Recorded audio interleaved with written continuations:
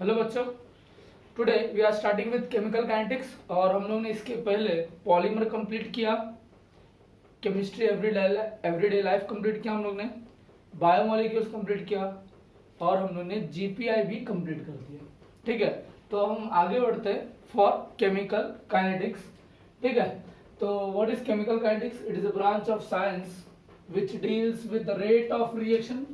हम लोग किसकी बात करते हैं यहाँ पे? Rate of reaction. Rate of reaction मतलब होता है speed of the reaction. Okay, और factors affecting the speed of the reaction, that is rate of the reaction, and mechanism by which the reaction occur, और किस तरीके से आपका reaction होता है। ये सारी चीजों को हम लोग इस केमिकल काइनेटिक्स में देखेंगे। और ये चैप्टर में कुछ है नहीं, ज्यादातर सिर्फ 2-3 फॉर्मूले पे अपना चैप्टर बेस्ड है और वो इजीली कवर हो जाएगा। ठीक है, उसके बाद हम लोग क्वेश्चंस ले लेंगे। ठीक है, सबसे पहले हम लोग बात कर रहे हैं रेट ऑफ रिएक्शन की। Rate of chemical reaction is defined as change in concentration of designated species per unit time. What is that designated species? यहाँ पे डेजिग्नेटेड स्पीशीज मतलब होता है आपका reactant and product. Designated species मतलब यहाँ पे क्या होगा? आपका रिएक्टेंट एंड प्रोडक्ट होगा आपका डेजिग्नेटेड स्पीशीज। ठीक है, मतलब अभी हम लोग नॉर्मली रिएक्शन स्टार्ट होता है तो क्या होता है? ये रिएक्शन ये पहला क्या रहेगा? आपका रिएक्टेंट होगा and will get converted into what? Product. ठीक है, तो स्टार्टिंग में रिएक्टेंट कितना होता है? कंप्लीटली सब कुछ क्या रहेगा? रिएक्टेंट रहेगा, बट अपना प्रोडक्ट क्या रहता है? 0। सपोज मैंने मान लिया कि मेरा रिएक्टेंट कितना है? x, तो मेरा प्रोडक्ट क्या है? 0। धीरे धीरे कन्वर्जन होगा रिएक्टेंट इनटू व्हाट? प्रोडक्ट। तो अगर मेरा यहाँ पे प्रोडक्ट कितना बना? 1, तो रिएक्टेंट कितना रह गया? 1 x माइनस 1। जितना भी रिएक्टेंट था उसमें से 1 क्या हो गया? कम हो गया। सपोज फिर मैंने बोला x माइनस 10, यहाँ पे 10 बन गया, तो ये क्या होगा? x minus 10। जब ये 0 होगा तब जाके मुझे क्या मिलेगा? यहाँ पे x मिलेगा। आया बात हो गया? क्योंकि जितना रिएक्टेंट होता है उतना ही कन्वर्जन किसका होता है? प्रोडक्ट का होता है। ठीक है, तो ये चैप्टर में हम लोग ज्यादातर सारी चीजें रिएक्टेंट के बारे में बात करेंगे। ठीक है, क्योंकि प्रोडक्ट उसी के हिसाब से उसी के रेशो में वो कन्वर्ट हो जाएगा। अगर रिएक्टेंट x है तो प्रोडक्ट एट इनिशियल में तो 0 होगा, उसके बाद फिर कुछ कुछ बनेगा एंड देन पूरा कंप्लीटली कन्वर्ट हो जाएगा प्रोडक्ट में, तो आपका रिएक्टेंट हो जाएगा क्या? 0। ओके, तो rate of chemical reaction is defined as change in concentration of designated species. यहाँ पे डेजिग्नेटेड स्पीशीज मतलब क्या होता है? रिएक्टेंट, और क्या होता है? प्रोडक्ट। ठीक है, अभी हम लोग बात करें एवरेज रेट ऑफ रिएक्शन का। अभी एवरेज रेट ऑफ रिएक्शन क्या होता है? वही है, कुछ नहीं, change in concentration of species, change taken in पर यूनिट टाइम। ठीक है, तो यहाँ पे वही है, चेंज इन कॉन्सेंट्रेशन पर टाइम, चेंज इन कॉन्सेंट्रेशन पर टाइम। बट ध्यान देने वाली बात यहाँ पे ये है कि ये हम लोगों ने लिखा है किसमें? नेगेटिव में, और ये हम लोगों ने लिखा है किसमें? पॉजिटिव में। अब ये नेगेटिव और पॉजिटिव क्या बता रहा है? ये है आपका A and B। A is your reactant and B is what? Your product. ठीक है, अभी हम लोग ने ये नेगेटिव इसलिए लिखा है, ये sign that is negative indicates that कि ये रिएक्टेंट की बात कर रहे हैं हम लोग, और ये जो पॉजिटिव साइन इंडिकेट कर रहा है कि हम लोग प्रोडक्ट की बात कर रहे हैं। क्यों? क्योंकि रिएक्टेंट अगर आप देखोगे, as the reaction proceed reactant का अमाउंट डिक्रीज होगा।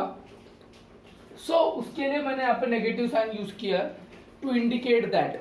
क्योंकि अगर आप बात करें कॉन्सेंट्रेशन, अगर सपोज मैंने बोला 5 moles of concentration decreased, concentration इसका डिक्रीज हो गया 5, तो यहाँ पे कॉन्सेंट्रेशन बढ़ेगा कितना? 5। ठीक है, तो वो इंक्रीज एंड डिक्रीज को रिप्रेजेंट करने के लिए यहाँ पे minus and positive, negative and positive sign का यूज करते हैं। तो average rate of reactant a, क्यों? रिएक्टेंट क्या? ए क्या है? ए रिएक्टेंट है। Average rate of reaction a क्या है? रिएक्टेंट है, इसलिए यहाँ पे क्या आएगा? नेगेटिव में। Average rate of reaction b क्या है? प्रोडक्ट है, इसीलिए यहाँ पे क्या लिखेंगे? नेगेटिव। चलो बाकी वही है, delta change in concentration of A. ये बॉक्स में लिखना मतलब क्या होता है? कॉन्सेंट्रेशन को रिप्रेजेंट करता है।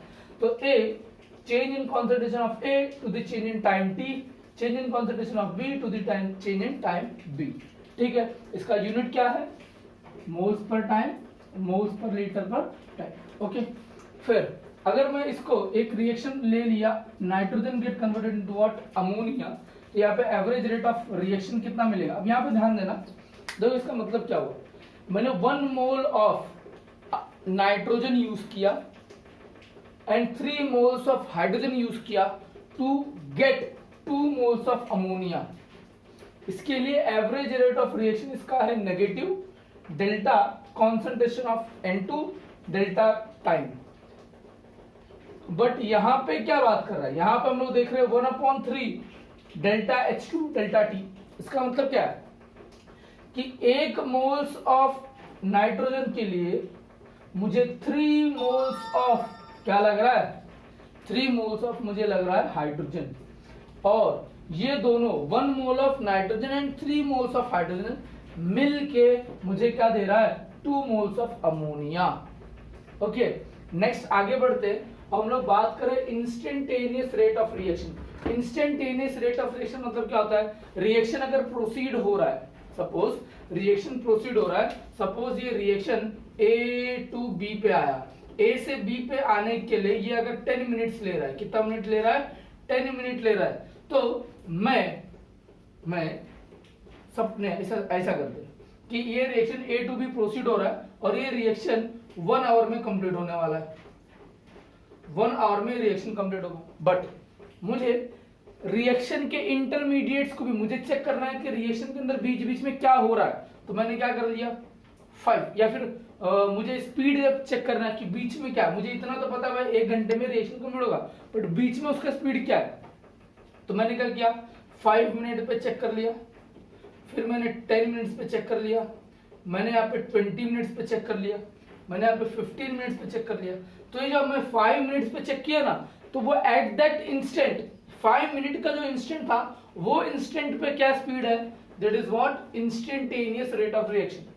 सपोज मुझे यहाँ से पुणे जाने का, मुंबई से पुणे जाने का ट्रेन है सुबह 10 बजे का, ओके, और वो पहुंचेगा कितने बजे, इवनिंग में सपोज 4 o'clock को पहुंचेगा, ओके, 10 बजे का ट्रेन है, 4 o'clock अपनी थोड़ी स्लो है, 1 को स्टार्ट 10 o'clock को स्टार्ट होगा, 4 o'clock को स्टॉप हो गया, ठीक है, 10 to 4 उसका टाइमिंग है, वो इतने में आएगा। बट जो भी XYZ स्पीड होगा, मैंने पूछा हेलो हाँ बेटा किधर है, इधर है, कम से हम लोग बोला कल्याण पहुंच गए, ठीक है, लेकिन मतलब ट्रेन का कैसा चला, ट्रेन सर स्लो चला, मैं स्पीड, तो एट दैट इंस्टेंट समझो मैंने उसको 12 बजे फोन किया था, तो 12 बजे ट्रेन का क्या स्पीड था, तो टाइम जहाँ पे इंटरवल फिक्स होता है, स्पेसिफिक टाइम होता है, तो ये लिखा उन्होंने, the rate of reaction at a species that specific instant, rate of reaction at a specific instant, ये रॉन्ग हो गया,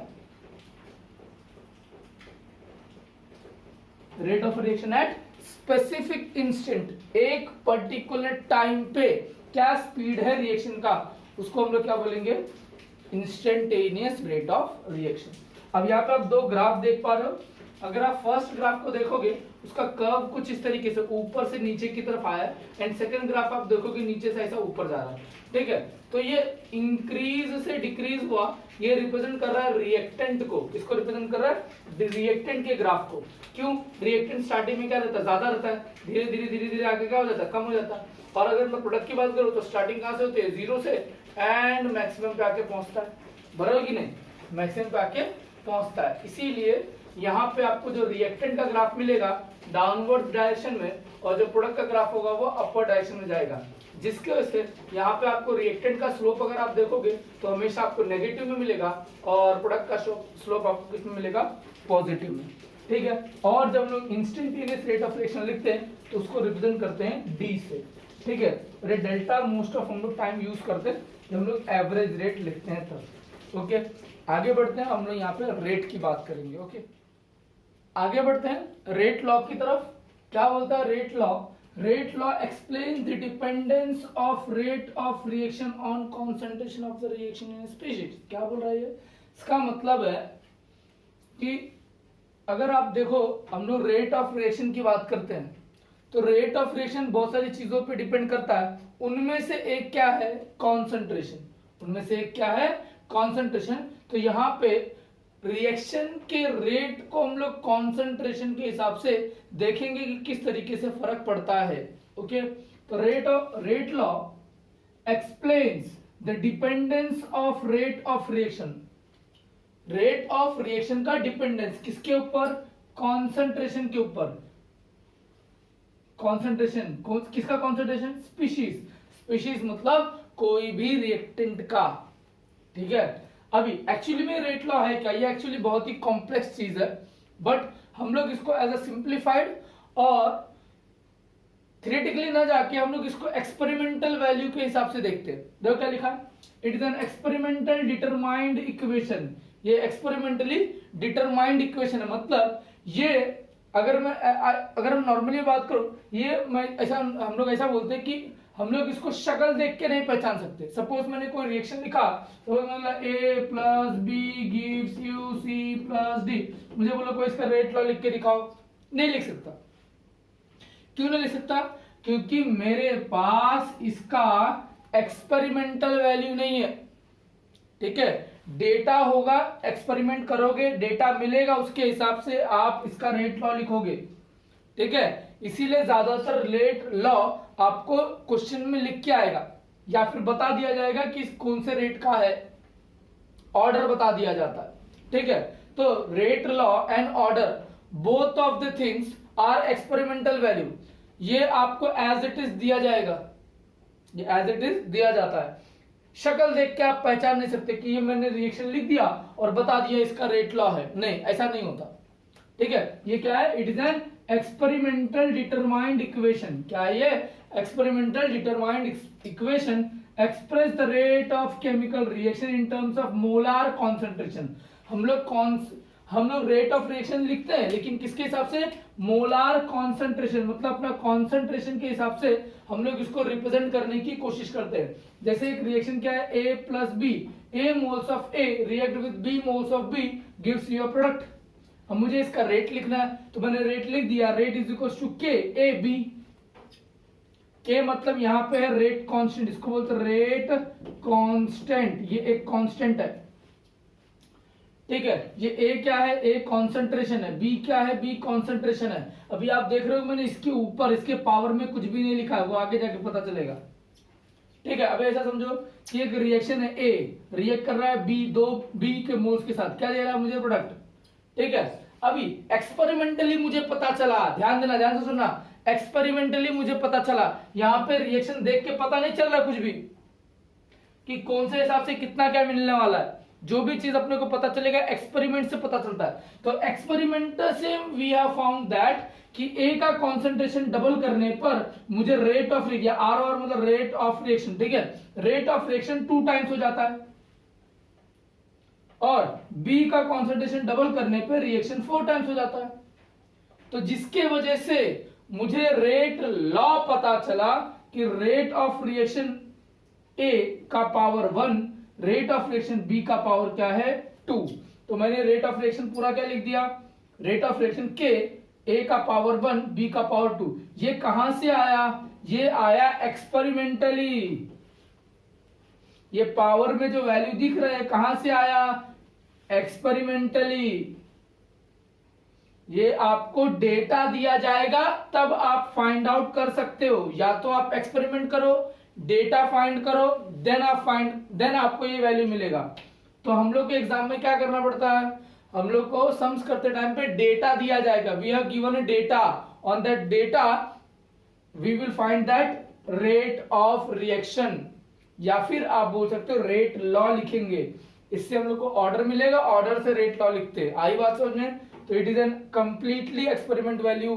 तो अपने को डेटा मिलेगा, क्योंकि आप एग्जाम में तो एक्सपेरिमेंट करोगे नहीं। We will get some data, on that data we will find that। तो अभी जब सम्स करेंगे तो आपको समझ में आ जाएगा, ठीक है। एक और एग्जांपल देख लेते हैं। समझो ये एक रिएक्शन है, अब मैं जनरली लिख रहा हूं, तो मैं क्या लिखूंगा? Rate is directly proportional to AX, concentration of AX, rate is directly proportional to concentration of BX। तो ये प्रोपोर्शनलिटी साइन हटा तो क्या आ गया? A raise to X and A B raise to Y।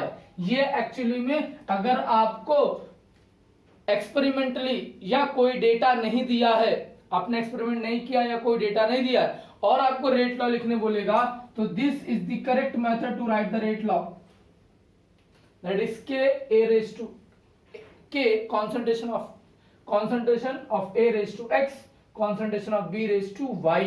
ये कभी ऐसा नहीं करते कि जो भी रिएक्शन लिखा यहाँ पे 2 लिखा तो यहाँ पे 2, ये लॉ ऑफ मास एक्शन नहीं है।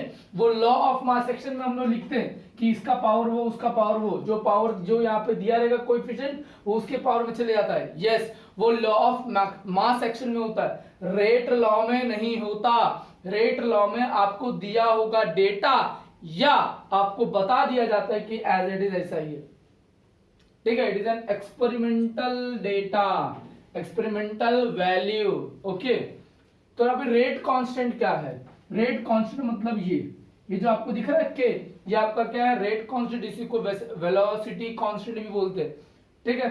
तो ये एक्चुअली अगर कंसीडर करो कि जो if concentration of all species in rate experiment is unity, मतलब इसका कॉन्सेंट्रेशन 1 आता है, इसका कॉन्सेंट्रेशन 1 आता है, तो ये वैल्यू क्या हो जाएगी? 0 हो जाएगी। Anything raise to 0, anything raise to 1 क्या होता है? Same number, sorry anything raise to sorry 1 raise to anything, it will be what? 1। तो ये सारी वैल्यू आपका क्या हो जाएगा? 1। तो रेट पूरा का पूरा क्या हो जाएगा? के। तो ये जो है आपका रेट कांस्टेंट मतलब कुछ नहीं, यहाँ पे एक प्रोपोर्शनलिटी कांस्टेंट है। बट हाँ, रेट कांस्टेंट का जो यूनिट है वो बड़ा कमाल है, ठीक है। क्या होता है कि इसका यूनिट फिक्स नहीं है, ये क्या होता रहता है? चेंज होता रहता है। अब ये क्यों चेंज होता है, कैसे चेंज होता है, ये अपने को कुछ इस तरीके से पता चलेगा। देखो, अगर ये एक्सप्रेशन आप देख रहे हो, ये expression rate is equal to k A raise to x and B raise to y, rate is equal to k concentration of A raise to x concentration of B raise to y. अब मैं क्या करता हूं, ये चीज को पूरा इधर लेता हूं, तो मुझे क्या मिलेगा? K is equal to rate upon a raise to x and B raise to y, बराबर। अभी रेट का यूनिट क्या होता है? Moles per litre second inverse, ठीक है। ए कॉन्सेंट्रेशन का यूनिट क्या होता है? Moles per litre. अब एक्स था तो एक्स लिख दिया पावर में जो था। बी क्या है? कॉन्सेंट्रेशन है, तो मोल्स पर लीटर। वाई तो वाई लिख दिया। अभी देखो, ये ध्यान से सुनना, ये आपका x है, ये आपका y है, ये x है, ये y है। अभी x प्लस y मुझे क्या देगा? कोई नंबर देगा। अब उस नंबर को मुझे पता है क्या? जब मुझे x नहीं मालूम, y नहीं मालूम, तो कौन सा नंबर मिलने वाला वो भी नहीं मालूम, तो मैंने उसको कंसिडर कर लिया एज n। तो मैंने क्या लिखा? Moles per litre, moles per litre second inverse, और नीचे क्या आएगा? मोल्स पर लीटर L, और ये क्या हो गया आपका? x प्लस y टोटल हो गया n। अब ये n क्या है? n है ऑर्डर ऑफ रिएक्शन, वो आगे देखेंगे क्या चीज है, ठीक है। अभी आगे लिखेंगे तो क्या हो जाएगा? ये ऊपर चले जाएगा, तो आपको क्या मिलेगा? Moles per litre 1 minus n, और ये सेकेंड इनवर्स। आई बात सुन। तो मतलब ये जो वैल्यू है ये क्या होगा? चेंज होता रहेगा। तो आप कौन से हिसाब से चेंज होगा? ये n के हिसाब से चेंज होगा। अगर n चेंज होगा तो आपके इसके पावर क्या मिलता रहेगा? अलग अलग। तो चलो हम लोग एक एक जगह पे n पुट करते हैं। सपोज n की जगह मैंने क्या पुट किया? 0, तो 1 माइनस 0 क्या होगा? 1। तो आपको moles per litre inverse second, moles per litre, moles per litre per second, या फिर moles litre inverse second inverse. आई बात समझे? चलो अभी नेक्स्ट लिखते हैं क्या? 1। अगर मैं 1 लिखता हूं तो ये पावर 1 माइनस 1 क्या हो गया? 0। तो ये भी गया, ये भी गया, सिर्फ क्या बचेगा? सेकेंड इनवर्स, ठीक है। और ये 2, सपोज मैंने यहाँ पे 2 लिख दिया n की जगह पे, तो 1 माइनस 2 क्या होगा? माइनस 1। तो पे moles litre second inverse. Suppose मैंने यहाँ पे हाफ लिख दिया, 1 माइनस हाफ लिख दिया, तो क्या होगा? माइनस हाफ, और ये माइनस हाफ लिखा, सपोज माइनस हाफ लिखा, तो क्या हो जाएगा? Minus half 3 raise to minus 3 raise to 2, और ये क्या हो जाएगा? लीटर और सेकेंड इनवर्स। तो इस तरीके से अगर n का वैल्यू में चेंज करता हूं तो ये मिलेगा, और वो n मेरा क्या है? ऑर्डर है। तो इसको हम लोग बोलेंगे, ये क्या लिख रहा है? 0 order reaction, 1 order reaction, 2 order reaction, half order reaction, ठीक है। आई बात समझ? ये ऐसा होता है। अभी ये सारी चीजें क्या है? ऑर्डर ऑफ रिएक्शन, और ये क्या है वो हम लोग आगे देखते हैं। आई बात समझ? इतना क्लियर हो गया? क्या बोल रहा हूं मैं? रेट लॉ की बात करें, रेट लॉ क्या होता है? ये कुछ नहीं है, it is an experimental equation. ये क्या है? एक्सपेरिमेंटल इक्वेशन है जो क्या बताता है कि रेट ऑफ रिएक्शन किस तरीके से कॉन्सेंट्रेशन पर डिपेंड करता है, ओके। रेट लॉ लिखने का तरीका क्या है? रेट लॉ आप तब लिख सकते हो जब तक आपको ऑर्डर नहीं पता, तभी तक आप रेट लॉ नहीं लिख सकते। ऑर्डर पता होना चाहिए। और ये ऑर्डर कहां से मिलेगा? ऑर्डर आपको एक्सपेरिमेंट से मिलेगा। इसका मतलब जब तक आप एक्सपेरिमेंट नहीं कर सकते आपको रेट लॉ लिखने नहीं आएगा, ठीक है। और रेट लॉ लिखने के लिए एक्सपेरिमेंट करना पड़ेगा। एक्सपेरिमेंट से क्या मिलेगा? डेटा मिलेगा। और डेटा मिलने के बाद आप रेट लॉ लिखते हो। इसका मतलब एग्जाम्स में आपको रेट लॉ दिया जाएगा या तो डेटा दिया जाएगा जिसके थ्रू आप rate law, that is what order find करोगे, उसके बाद रेट लॉ निकालोगे, ठीक है। वो ऑर्डर क्या होता है आगे देखेंगे, ठीक है। मैंने कुछ एग्जांपल्स ले लिए एज इट इज, और मेरे मन का था, मैंने भी मेरे मन का कुछ भी लिख दिया। कोई इस पे क्वेश्चन नहीं कर सकता। क्यों? एक्सपेरिमेंट मैंने किया ना, आपने थोड़ी, ठीक है। तो क्या बोल रहा है? ए प्लस बी क्या दिया मुझे? प्रोडक्ट दिया ए, और 2 मोल्स ऑफ बी रिएक्ट करके क्या दे दिया? प्रोडक्ट। तो मैंने इसका रेट बता दिया भाई, रेट लॉ दो, मुझे एज एक्सपेरिमेंट बता रहा है कि रेट ऑफ रिएक्शन ए का डबल करने पर बी का कुछ तो बी होता है, बी को डबल करेंगे तो 4 टाइम्स होता है, ऐसा मैंने लिख दिया। तो इससे मुझे रेट लॉ मिल गया, ठीक है। रेट लॉ को एक्स वाई से रिप्रेजेंट करते हैं। अगर आपको डेटा नहीं दिया है, if the data is not given, you have to write the experiment like this only, ठीक है। आपको ये पावर देख के वैल्यू पुट नहीं कर देना, वो लॉ ऑफ मास सेक्शन में करते हैं, यहाँ पे नहीं करते, ठीक है। और दूसरा, रेट कांस्टेंट क्या होता है? कुछ नहीं है, वो एक प्रोपोर्शनलिटी कांस्टेंट है, ठीक है। हाँ, बट उसका यूनिट बहुत कमाल का होता है, वो हमेशा चेंज होता रहता है। क्यों चेंज होता रहता है? क्योंकि यहाँ पे जो ऑर्डर ऑफ रिएक्शन है वो चेंज होता रहता है। What is that order of reaction? ये जो n की वैल्यू दिख रही है वो है आपका ऑर्डर ऑफ रिएक्शन। अभी इसको आगे देखेंगे कि क्या होता है ऑर्डर ऑफ रिएक्शन, किस तरीके से काम करता है। ओके।